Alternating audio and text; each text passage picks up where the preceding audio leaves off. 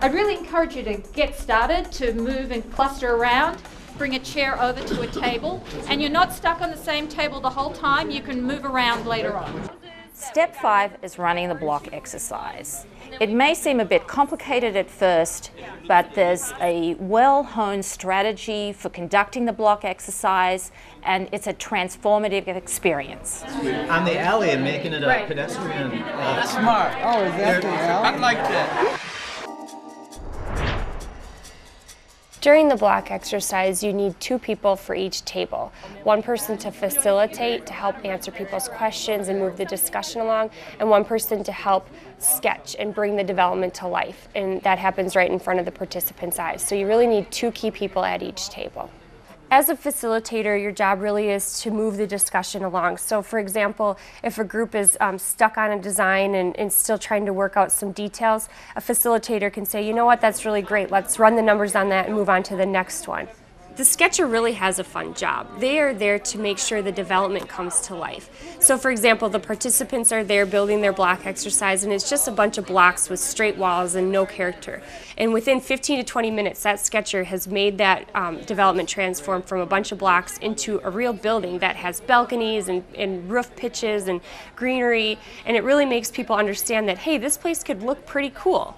It's a very interactive process. People get to decide what kind of style they'd like to have the building be, and they get to see it kind of emerge out of a drawing. I have a board and I say to people, well, which style would you like? And that provokes a really interesting discussion among the folks who are at the table, and it also gives me some hints about what style to use. And as you can see, the styles are quite different here. This is a fairly plain, modern building. This is a much fancier, frillier, but still contemporary building. This one has a lot of balconies. This one doesn't. And so it allows people to discuss their values, and it also gives me some hints about how to design the building. The sketches do things that look really dramatic and are very memorable, but there's also another facilitator at the table who's helping people doing site plans. So that means that there's a really large conversation happening, and people have very insightful comments to make, and they have very sophisticated discussions about whether it's useful to have a view into the site or from the site, who would buy those units, whether you can have ownership or rental, and so on. As we've observed neighborhood planning processes across the country, there's a lot of great ideas and creative approaches. But what's really innovative about the Corridor Housing Initiative is its integration of a financial analysis into the planning process. So people are really grappling with what's realistic in today's market. What can be done versus what are the visions and ideas of what they'd like to see done. You're $1 million short, and what would help is if you increase your affordable units, because that will give you more money.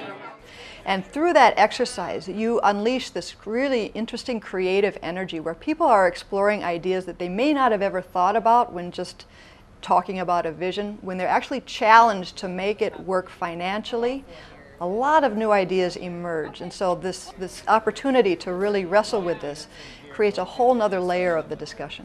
Pro formas, which are really financial spreadsheets, are put together by developers. The important elements of a pro forma include information such as what can a piece of property be rented for, or leased for, or sold for?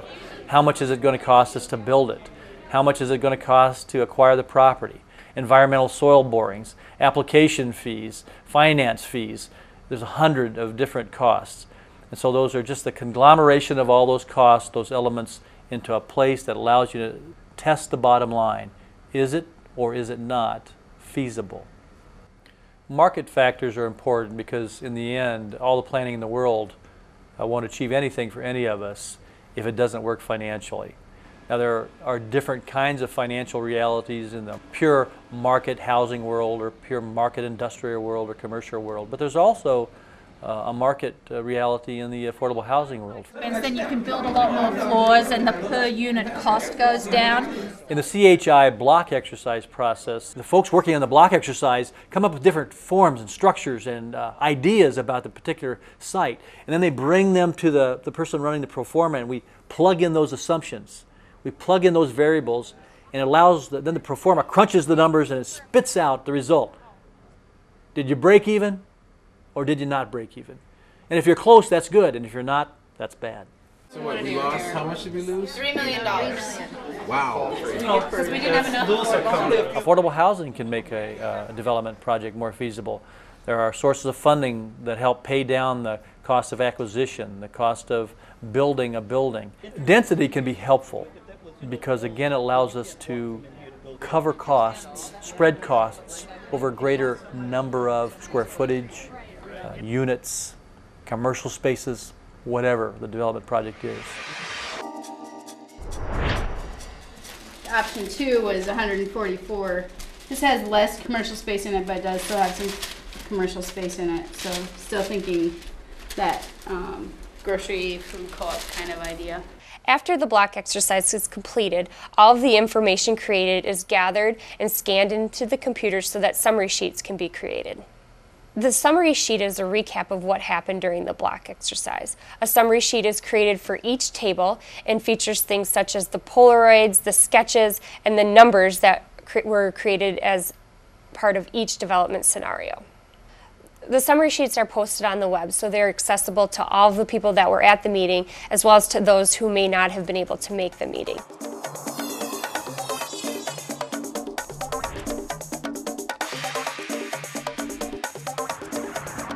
When you're afraid of people, you kind of build walls and fences. When you're afraid, but to take some of the fences down.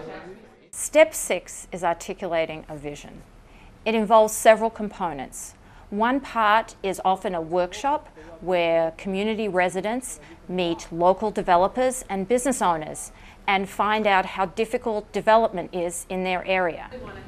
Another component is preparing draft development guidelines to help developers coming to the neighbourhood understand the community values. Armed with the guidelines that articulate the community vision, community members can find developers prepared to put appropriate development in their communities, and they can see revitalization occur. The final session will often host a panel of developers, city, business leaders to talk about the potential for development in their area.